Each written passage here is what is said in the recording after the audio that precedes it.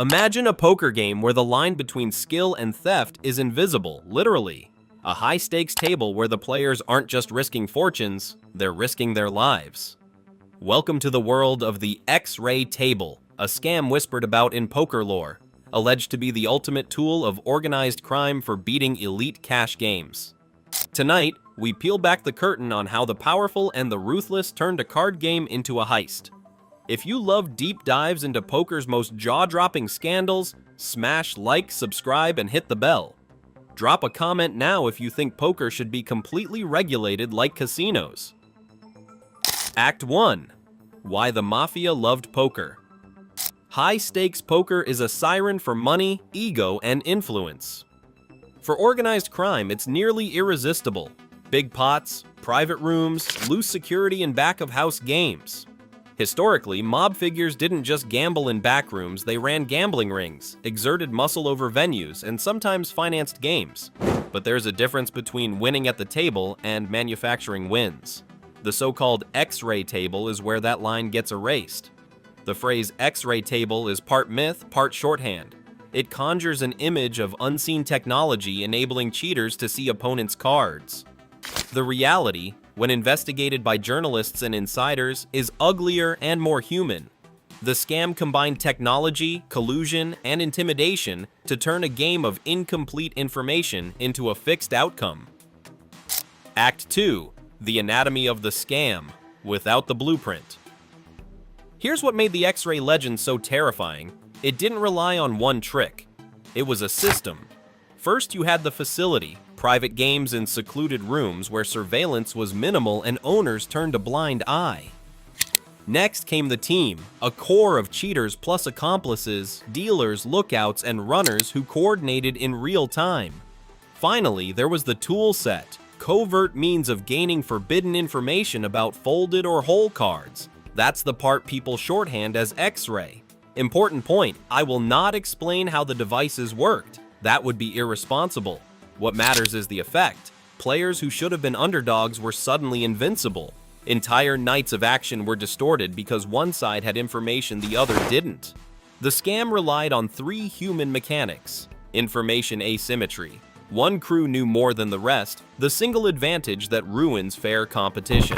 Signal networks.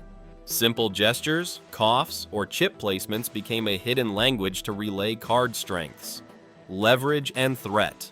When the house, or those who effectively controlled it, had muscle, complaining wasn't an option. When you combine those elements, you don't just win pots, you control narratives. Who's tilting? Whose reputation gets shredded? Who loses sponsors or invites? For the mob, the payoff wasn't just the cash, it was the reputation and power that come from being untouchable. Act 3. The most famous allegations. Legend versus proven fact. Over the years, a constellation of accusations has circled the industry. Stories of private games where regulars suddenly became unstoppable. Tales of pros walking away wondering why they couldn't catch a break for months. In several well-publicized investigations and sting operations, authorities uncovered collusion rings and technology-assisted cheating, not always the sci-fi X-ray from cinema, but sophisticated enough to be devastating. A few features and exposes documented raids on private rooms tied to organized crime, where ledgers, burner phones, and coordinated betting patterns told a damning story. In other instances, players whispered about a table where the bad beats stacked unnaturally, a pattern statisticians would later flag. Those patterns, once highlighted, led to suspicions, canceled games, and occasionally police involvement. But the thing about mob-style operations is secrecy. Some allegations never reached court because witnesses feared retaliation, money changed hands, and institutions preferred silence, which made the myth grow. The X-ray table became both accusation and legend, a warning to the wary. If this is gnawing at you, if you want more scandal and the investigative trail that followed, hit like and write "expose" in the comments. I'll prioritize deep research on the verified cases and interviews for a follow-up mini-doc with primary sources. Also, subscribe if you haven't yet. The upcoming part dives into the police stings, the whistleblowers, and the courtroom fireworks. Act 4. How players and venues started to fight back. The good news? The story doesn't end with cheaters walking away rich. As the scandals mounted, casinos and serious private rooms tightened security, cameras improved, background checks got stricter. Pros started to record hands, demand transparent decks, and boycott suspicious venues. More importantly, statistical models became a player's friend. Patterns of improbability were tracked, publicized, and used to blacklist bad actors. Organized crime lost some soft power when the industry embraced visibility and accountability. But as we'll see in Part 2, the battle was neither quick nor clean, and some operatives adapted in chilling ways. When the X-ray table stories wouldn't die, law enforcement and regulators finally moved from rumor to action. But bringing down a ring that thrives on secrecy and fear is never simple. Part 2 follows the sting operations, the brave whistleblowers who risked everything, and the messy courtroom drama that forced the game to change. The sting operations, turning myth into evidence. Detectives and gaming regulators started by treating the problem like a fraud investigation, not a poker mystery. They assembled multidisciplinary teams, tech investigators, financial auditors, and undercover agents, and began mapping out suspicious patterns. Unusually consistent bad beat streaks, odd chip flows, and poker games hosted in rooms with weak oversight. Undercover agents posed as wealthy recreational players and sat in private games. Some recorded hands covertly, others started tracking payments and side deals.